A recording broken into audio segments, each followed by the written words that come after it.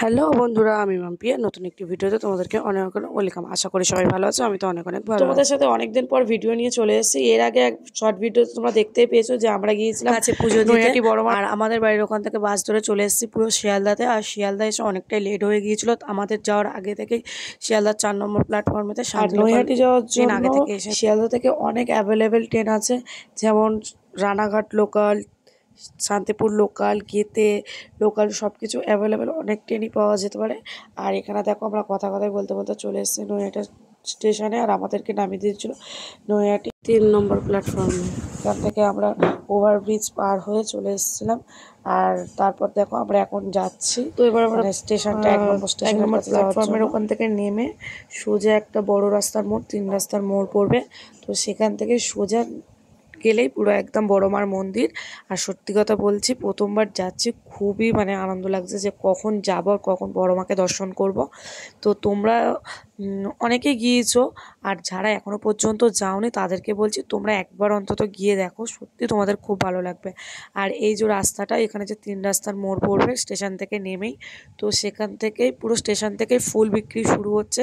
আর পুরো কোনো জায়গায় বেঁকতে হবে না, কোনো জায়গায় দাঁড়াতেও হবে না, পুরো সোজা রাস্তা, দোকান ধরে সোজা হেঁটে গেলেই মায়ের মন্দির। তো আজকে গিয়ে সত্যি বুঝলাম যে বড় মা কি, সত্যি বড় মার কাছে গিয়ে এতটা শান্তি পাচ্ছি। তো তোমাদেরকে কি বলবো, তোমরা যারা গিয়েছো তারা তো জানবেই, মন্দির মানেই শান্তির জায়গা। কিন্তু কেন জানি না বড় মা ওখান থেকে ঘুরে আসার পরে শুধু মনটা কবে যাবো সেটাই মনে হচ্ছে। তো এখানে দেখো আগে থেকেই আমাদের বলা ছিল এই লোকজনের কাছে পুজোর ডালা নেওয়ার জন্য, আমাদের চেনা জানাই ছিল। তো সেখানে এসে জুতো টুতো খুলে হাতটা ধুয়ে পুজোর ডালা নিয়ে এখন যাচ্ছি মন্দিরের দিকে।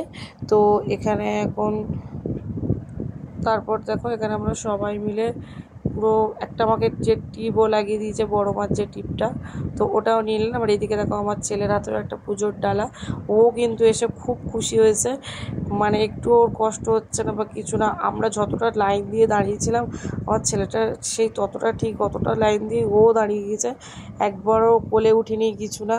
আর ওর কোনো কষ্টই মনে করিনি। আর তারপর দেখো অনেকটা লাইন দেওয়ার পর, এটা পুরো মন্দিরের ভেতরে, আর মন্দিরের ভেতরে এতটা লোকজন, কিন্তু এতটা লোকজনের মধ্যেও একটা সুবিধা আছে যে ওখানটায় গিয়ে সামনেখানে গিয়ে বড় মার সামনে গিয়ে অন্তত 5 থেকে 7 মিনিট দাঁড়িয়ে তুমি ভালো করে মাকে দর্শন করতে পারবে। তো আমরাও সেটা করছিলাম, আর এখানে হালকা করে ভিডিও ক্লিপ নিচ্ছিলাম যাতে তোমাদের সাথে শেয়ার করতে পারি। তো এখানেই দেখো, এখানে পুরো মন্দিরে পুরো ঢোকার গেটটা, তো এখানটা দেখো আমি এখানে প্রণাম করে ঢুকে পড়লাম। আর আমার ছেলেও দেখো আমার দেখে প্রণাম করছে।